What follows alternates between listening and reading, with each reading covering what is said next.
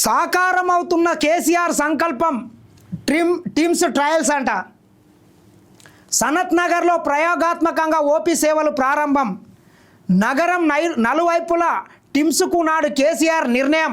2022లోనే 3 దవాఖానాల పనుల శంకుస్థాపన. సంతానం లేని దంపతులకు అండగా గాంధీ ఐవీఎఫ్ బస్తీ దవాఖానాలతో నిరుపేదలకు చేరువైన వైద్య సేవలు. జిల్లాకు ఒక మెడికల్ కాలేజీతో చేరువగా స్పెషాలిటీ వైద్య సేవలు. ఆరోగ్యశ్రీ పరిధిలోనే అవయవ మార్పిడి శస్త్రచికిత్సలు. ఏం రాసిండు దొరగారు ఆ రోజు పునాదేసిండు కాబట్టే ఈరోజు టిమ్స్ ఆసుపత్రి ఓపెన్ అయిందని చెప్పి రాసుకుంటున్నాడు. మంచిదే, ఏ ప్రభుత్వాలు ఉన్నా అవి కొనసాగుతూనే ఉంటాయి. నేను ఒక్కటే చెప్తా, మరి ఆనాడు కాంగ్రెస్ పార్టీ కూడా డాక్టర్ అంబేద్కర్ ప్రాణహిత సుజల స్రవంతి పేరు మీద తమ్మిడిఘాటి నుంచి చేవెళ్ళ వరకు నీళ్ళని తీసుకురావాలని చెప్పి టెండర్లు పిలిచి దాదాపు 11,000 కోట్ల రూపాయల పనులు కూడా అయితే వాటిని మొత్తం పక్కన వాడేసి అక్కడి నుంచి దాని డిజైన్ మార్చి మేడిగడ్డకు తీసుకొని వచ్చి దాన్ని కుప్పకూలే విధంగా చేసినటువంటి ఘనత నీది. నీ నీతి అది. కాంగ్రెస్ ప్రభుత్వమే కనుక వాళ్ళు వచ్చిన తర్వాత ఇది కేసీఆర్ మొదలుపెట్టిండు మేము ఎందుకు పూర్తి చేయాలంటే ఇది కూడా అక్కనే వాడుతుండే. నీవు వస్తే అదే పని చేసేది.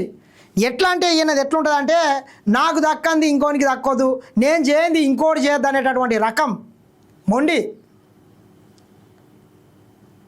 ఈరోజు కాంగ్రెస్ పార్టీ ఈయన గారు శంకుస్థాపన చేసినటువంటి హాస్పిటళ్ళకు అన్నిటికీ నిధులు కేటాయించి యుద్ధ ప్రాతిపాదికన పనులను కొనసాగించింది కాబట్టే ఈరోజు సనత్ నగర్ టీమ్స్ అందుబాటులోకి వచ్చింది. ఈయనైతే మూసి పెడుతుండే. ఏ రకంగా అయితే తమ్మిడిఘాటిని సర్వనాశనం చేసిండో, ఏ రకంగా అయితే మక్తల్ నారాయణపేట కొడంగల్ లిఫ్ట్ ఇరిగేషన్ పక్కన వాడేసిండో, ఇట్లనే ఇది కూడా పక్కన వాడేస్తుండే.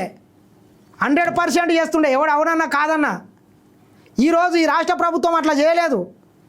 రాజకీయ ప్రయోజనాల కంటే కూడా ప్రజా ప్రయోజనాలే ఇంపార్టెంట్గా ఈ రాష్ట్ర ప్రభుత్వం కృషి చేసింది కాబట్టే ఇవన్నీ పూర్తయినాయి.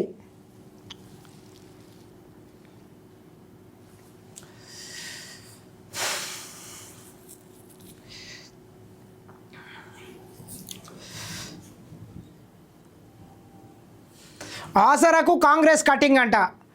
2 ఏళ్లలో 2 లక్షల పెన్షన్లు గల్లంతు.